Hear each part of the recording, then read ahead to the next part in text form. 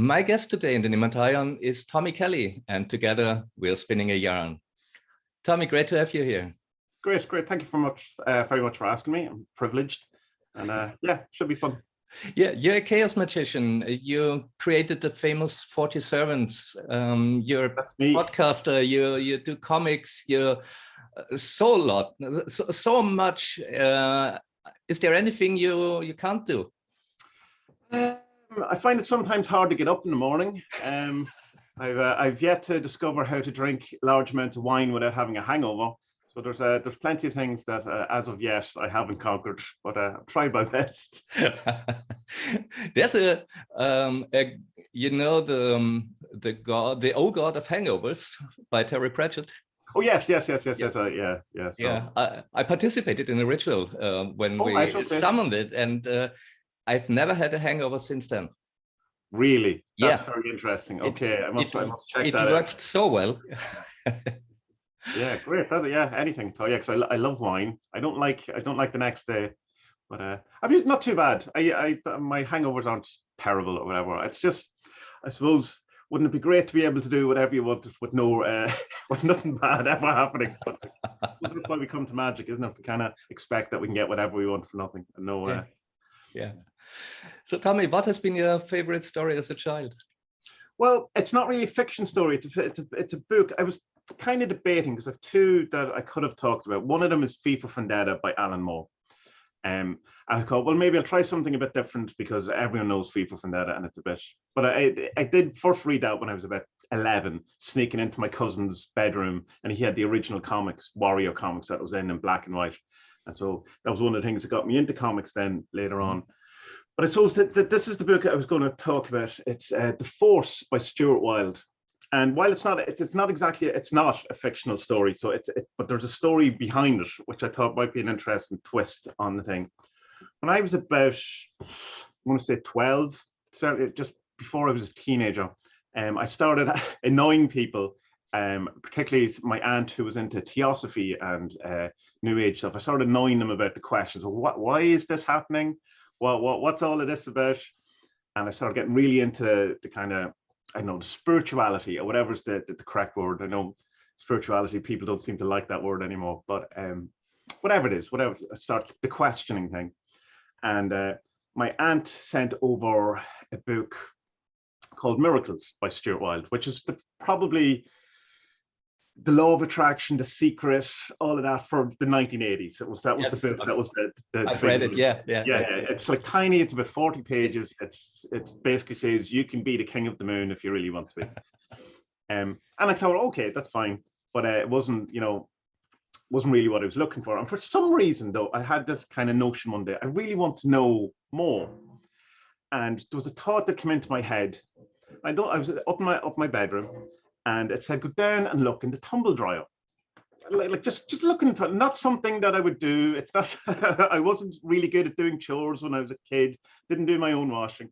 But whatever it was, I went down, and in the tumble dryer was a bag. And I pulled out the bag, and inside it was this. Not really. Yeah. And so The Force by Stuart Wilde, which is it's a second or third book. I think Affirmations is between The Force and Miracles, but it's not like it's about, let me see what year, 1984 came out, and this is 1987, this print. This is the actual book I found in the tumble dryer. And later it turned out that my aunt had sent it over and my mom had but for some reason I put it just in there so she knew where it was or whatever. But it was in reading that, and why I really, really do enjoy Stuart Wilde. I don't agree with everything he says. He's very much a New Age look and things. He falls for some of the traps of New Age and, like the victim blaming stuff, the spiritual bypassing. But overall, it was the thing that got me first on the kind of route where I am, that ultimately leads to where I am now, all because I found a book in a tumble dryer. But I suppose the strange thing about it is that kind of, what was the thing that in my head made me go? And, it wasn't a voice. It wasn't like, someone, oh, look in the tumble dryer. It was just some sort of notion to go do it and some compulsion. And lo and behold, there was the book. So I thought that was a bit more of an interesting story than saying, well, I read V for Vendetta when I was about 11 and I really enjoyed it. I mean, 11 is quite young for V for Vendetta.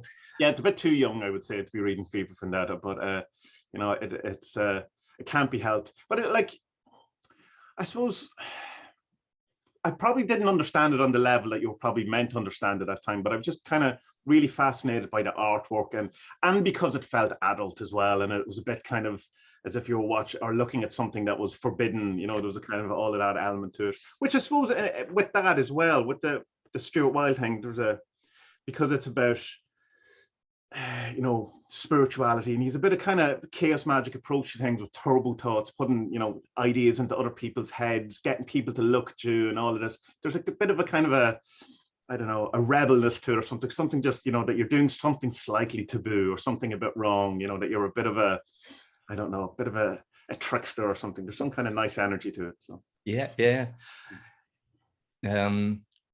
Did such a notion ever occur again? Like you have to look at that, or you have to pursue this project or something like that? Yeah, kind of things certainly have, you know, I have those kind of, I would say more compulsion is probably the best word around it. Even with regards to the 40 servants and stuff, or any art, or the music I do, or the comics, whatever, there's a kind of an idea that you're uncovering something rather than creating something, you know, and that it doesn't really have a lot to do with you. You know, this thing is coming and you happen to be there. So, you know, you better look after it. It's trying to, you know, see the statue within the stone rather than, you know, chiseling a statue out of stone. The statue's already there. You just have to get rid of all the bits that aren't there. So there's that kind of drive, or that kind of feeling. Certainly I've had that a number of times in life. I think most creative people have had that to some degree. Yeah, so yeah. I absolutely know what you're speaking of. I never got anything like the lottery numbers, or, you know, winning on you know, names of horses that were going to win, or stock advice or anything like that. No, nothing since. No. What I experienced several times is that I sort of went back in time to bring myself this kind of notion. Oh, okay. Explain that. Can you give me an example or explain it? One thing that was quite big. I stood in bathroom in the morning, and suddenly there was this, yeah, like you said, not a voice, but kind of intuition that said, "Oh, who wants to be a millionaire? That would be a good idea." Right. Okay. Yeah. And it came out of nothing, and then I signed up for it several times. I tried, and then I got onto the show, and really? yeah, I managed to get to the $1 million or euro question. Right. Yeah, but I chickened out at the last moment, and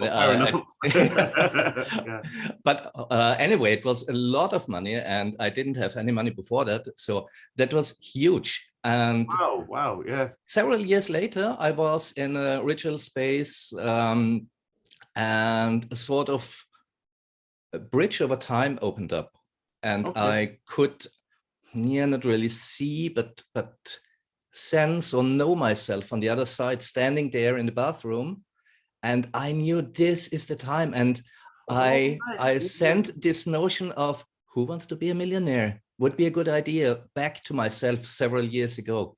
Okay, that's very interesting. I like that.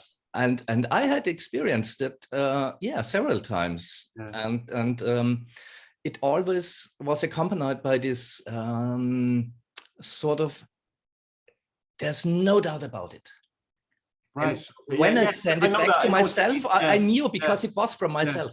Yeah. No, I understand that there's no question. It's just, no, this is it. This is fine. Yeah. I really like that, because there's like, we have, I suppose, that idea of sending healing energy to a past you or to a past situation or stuff. And in certain, I suppose, in like certain sects or certain kind of ideas of karma, there is an idea that karma can come from the future too, because time doesn't really exist. And I think everything happened. The cause can be a future cause that's happening now, in that that thing of when you go to sell your house or something like that, something happens, but it only happens because the future thing. Absolutely, absolutely. Yeah. There's an infinite loop, and it's very strange. So I wondered if these notions that you spoke about, do they have anything to do with this kind of loops or time magic? I'll have to think about that, because that doesn't feel wrong. That doesn't, there's something in me going, okay, right, because I certainly have deliberately sent. Say I was going to do a test, or there was something bad that I had, something hard I had to go through, like I had to have an argument with someone, or something big in my life that had to happen.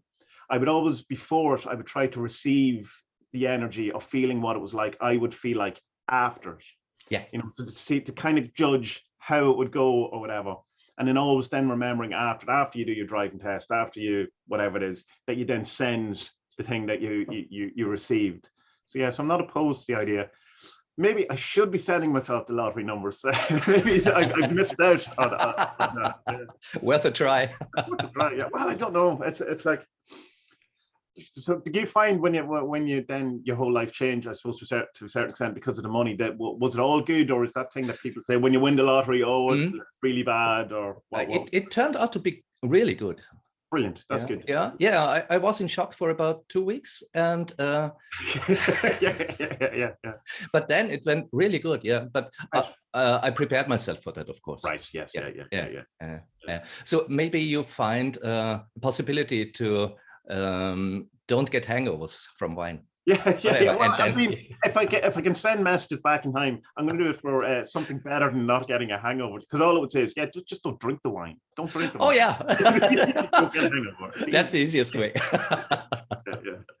Tommy, thank you so much for this conversation. Thank you very much. That was great fun. I really enjoyed that. Thank you very much. And reminding us about the story behind the stories. The world is magic.